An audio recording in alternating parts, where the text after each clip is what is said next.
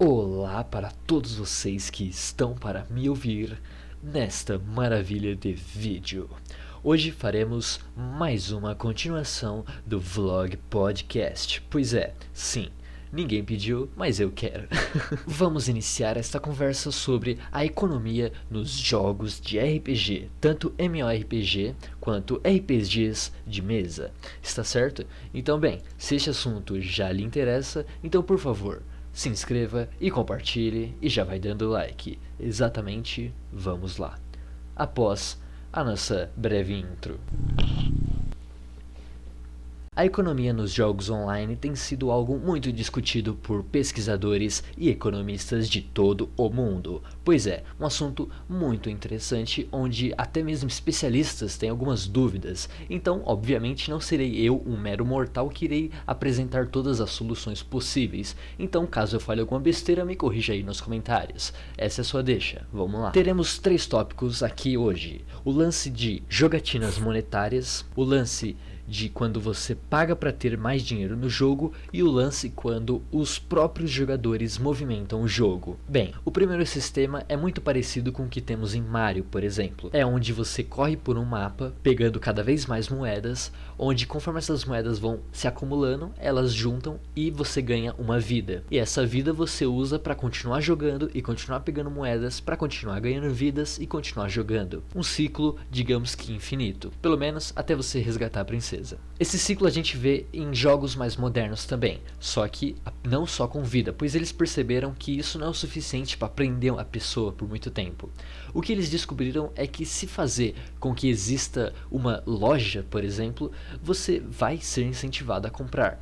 Por exemplo, nos jogos de Lego, que foi acho que o primeiro jogo que eu entendi como é que funcionava ganhar dinheiro e gastar, onde você ganha pecinhas, que no caso são as moedinhas, e você tem tipos de moedas diferentes. Você tem aquelas que são pratas, que valem 50, tem aquelas que valem 100, que são as douradas, tem as que valem 1000, que são as azuis, e tem as que valem 10.000, se eu não me engano, que são as roxas, que são super raras. E obviamente, quanto mais rara a moeda, mais cara ela é. Assim como na vida real. E bem, quando eu era pequeno eu jogava esses joguinhos do Lego, principalmente o Lego Star Wars, que, nossa, é o meu favorito.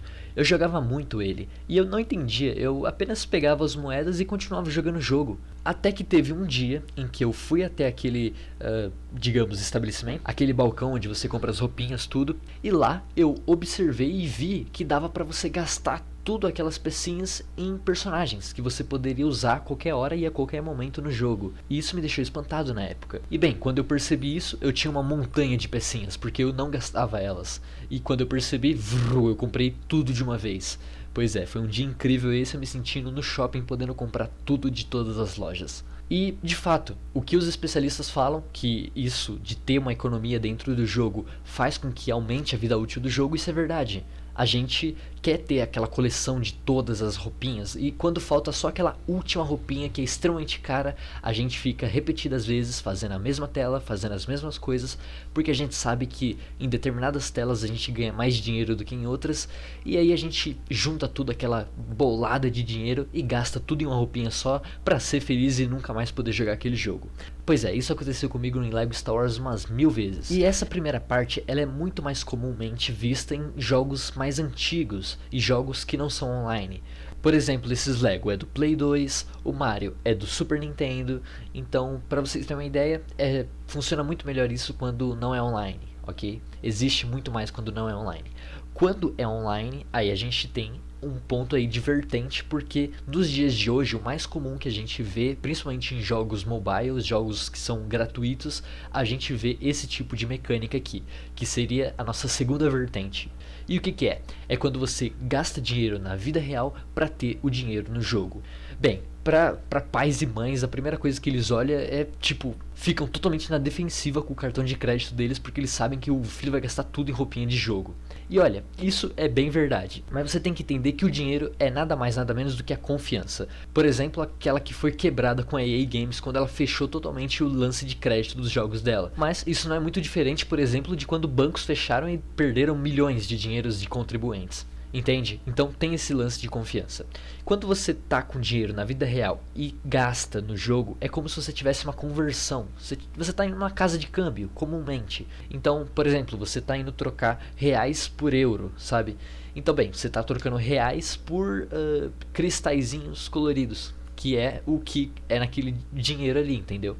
Então, vários jogos, várias coisas existem isso. São várias moedas diferentes. E para vocês terem uma ideia, jogos de empresas, eles contratam grandes investidores, grandes economistas para auxiliar eles a fazer isso, porque é algo muito complexo fazer uma moeda existir, criar uma moeda do zero e fazer com que ela funcione, fazer com que tenha valor, fazer com que não gere e não acarrete em danos, sabe, prejuízos. Até porque você está mexendo com dinheiro real, então, né, tem que ter esse certo cuidado aí.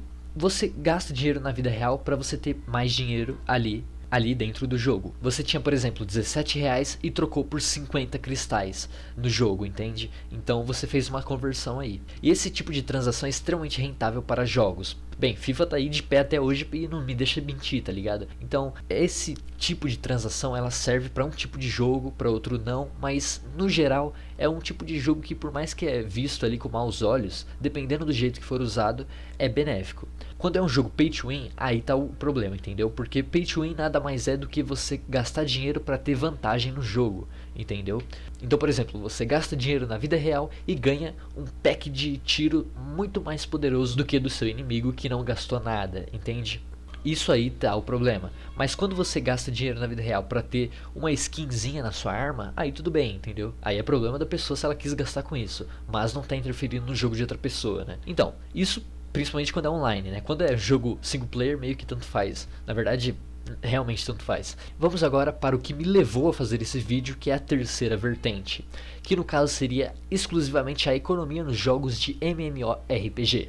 Eu tava vendo um lance de história de EVE Online, aquele jogo de naves super mega hiper interessantes, que pra falar a verdade eu nunca joguei o jogo, eu nunca vi uma gameplay direito, assim, só meio que relances e tals, mas eu gosto muito de ver a história do jogo. Assim como, por exemplo, histórias de servidor anarquista de Minecraft. As histórias são muito legais, o lance de clãs, traições, reviravoltas, e EVE Online tem tudo isso, tá ligado? Isso não é uma propaganda, só tô falando que me levou a fazer a ideia desse vídeo. E eu tava vendo a história desse cara, e ele tava me contando sobre a economia que levou a fazer essa guerra que tava lá no jogo. Deixa eu dar a explicação, e eu não vou ficar falando o nome do jogo em si para não fazer propaganda nem despropaganda do jogo, então eu vou simplesmente falar jogos de MMORPG.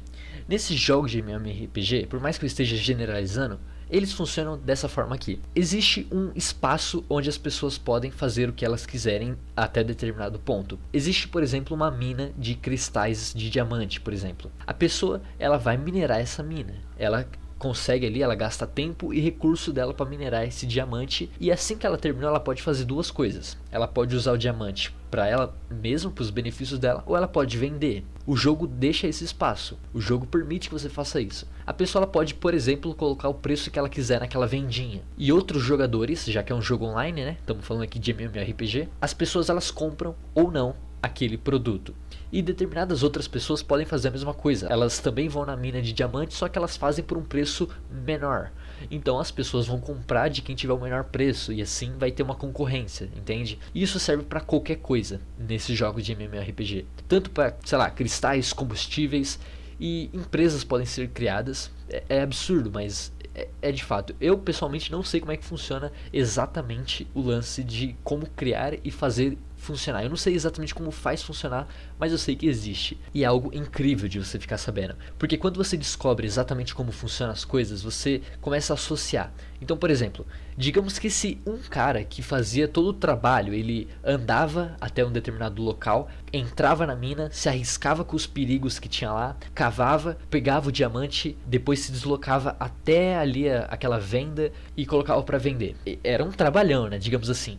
Ele começou a ganhar tanto dinheiro colocando preços mais baixos do que os outros, que ele começou a ter dinheiro suficiente para contratar outros jogadores para fazer o trabalho de, por exemplo, deslocamento. Ele contrata alguém para levar ele até lá. Ele contrata um serviço de transporte para levar ele e levar a carga dele, por exemplo. E aí ele começou a ganhar mais dinheiro ainda, porque como ele tá fazendo o trabalho agora com alguém levando ele, tá mais rápido e mais dinâmico, entendeu? Então ele tá ganhando mais dinheiro ainda. Isso fez com que ele comprasse o trabalho de pessoas para ajudar ele a minerar. Ou seja, aumentou totalmente ali o trampo. Então mais pessoas estão ali trabalhando e tal, e isso vai formando uma empresa, porque aí agora ele tem pessoas para levar e trazer ele, pessoas para ajudar ele a minerar. Só que aí começou a ficar arriscado. Conforme ele foi crescendo, existem outros jogadores que querem roubar o que ele tem. Existem piratas.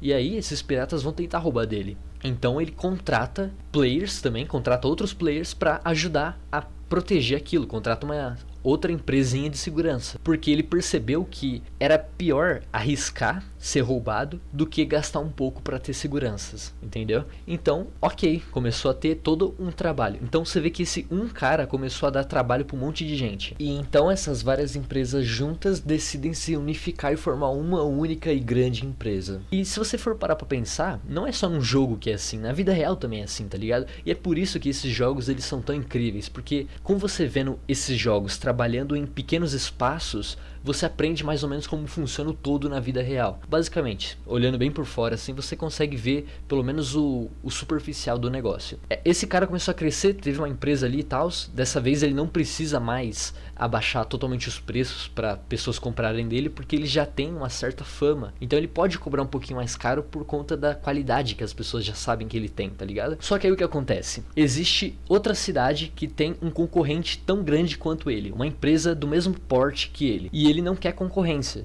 Ou a outra também não quer. Então esse cara, ele vai financiar o quê? Por exemplo, uma milícia de caras que estão em confronto com a milícia da outra cidade. Os dois patrocinam as milícias crescem, se transformam em exércitos e os exércitos lutam entre si. Então você percebe que existe uma luta econômica, além de tudo. Porque o pessoal vê as guerras de MMORPGs e vê ali tipo, é uma guerrinha ali, né? Os caras estão se matando, bacana, vamos ver o que tem aqui passando em outro canal de TV. Mas você tem que ver o que tem por trás de tudo isso. Por que esses caras estão se matando? Você nunca parou pra pensar? Tudo bem, é um jogo, né? Tipo, tem que ter ação, mas... Cara, se você parar pra pensar, tem um motivo pra tá acontecendo aquilo ali. E mais importante ainda, o motivo foi criado pelos players. Não foi algo estabelecido pelos desenvolvedores. Os desenvolvedores simplesmente deram peças pra isso.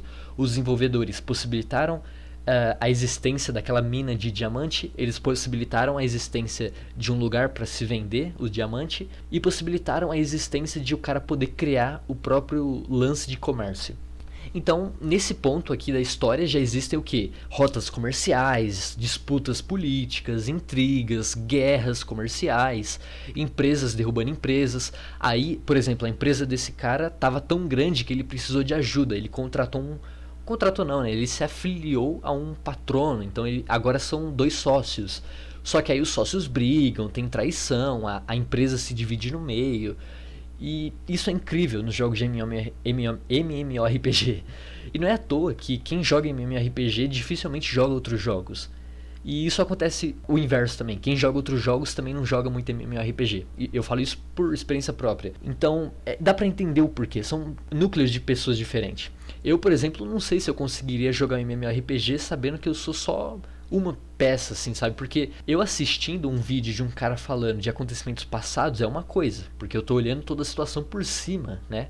Eu tô olhando como espectador e não como alguém ativo ali. O que novamente toca na tecla da vida real. É muito mais fácil você ver como tudo aconteceu e como foi desenrolando assistindo, por exemplo. Você assiste um filme ali de alguém que ficou rico, tá ligado? Mas quando é pra você ficar rico, e aí? Como é que vai ser? Você tá lá na situação, tá ligado? Então tem aí todos esses lances e esses desdobramentos. E você vê que apenas um joguinho de luta e guerrinha que deixa os players trabalharem entre si é tão importante que faz com que os desdobramentos quanto a isso sejam quase infinitos, né? Obviamente não chega a ser ali um simulador de vida real, mas já dá um aspecto muito grandioso pro jogo e sem dúvida aumenta ainda mais a longevidade, muito mais do que as outras duas vertentes que eu falei. O que me levou a fazer exatamente esse vídeo? Vamos lá, eu cheguei até esse ponto pra falar. Eu fui pesquisar exatamente isso. Tá vendo esse título que tá aí? É um título simples, né? Você tem que concordar. Eu escrevi exatamente isso no YouTube. E aí eu, obviamente vai ter alguma coisa sobre isso. Porque quando eu tava vendo o cara contando a história das guerras ali de um MMORPG, eu fiquei tão entretido sobre o lance econômico que eu procurei pra saber se tinha alguma coisa sobre. E não tinha. Tinha uma outra coisa falando, só que era algo não exatamente sobre isso, e mais sobre a economia dos jogos no geral e tal. Até que eu descobri uns canais bem legais, canais pequenos também, acho que tão pequeno quanto o meu, mas falando sobre isso, eu achei, cara, demais. Mas, enfim, eu queria um vídeo. E é incrível, né? A maioria dos meus vídeos é literalmente isso. É um vídeo em que eu pesquiso, porque eu queria saber sobre esse vídeo, e eu não acho, então eu fui lá e faço. Basicamente é isso. A maioria dos meus vídeos que você vê aqui é vídeos que eu queria estar assistindo de outra pessoa, e eu fico pensando, talvez alguém esteja querendo assistir isso, e aí eu vou lá e faço. Basicamente é isso. Um outro vídeo aí que eu faço porque me deu uma ideia na cabeça, ou porque, sei lá, fiquei sem tempo e tive que desenrolar ali alguma coisa. Por exemplo, aquele vídeo de 1 hora gigantesco, que é basicamente só gameplay. Não foi um dos meus melhores vídeos, mas a gameplay até que tá legal. Então, bem, encerrando, eu não sei exatamente como terminar esse vídeo, a não ser que talvez eu dê uma chance pra MMORPG. Eu nunca joguei um na minha vida, talvez eu jogue. Bem, quem sabe. Mas enfim, já quis dizer tudo que eu queria falar. Eu sou o ArcherBR e tenha uma boa noite.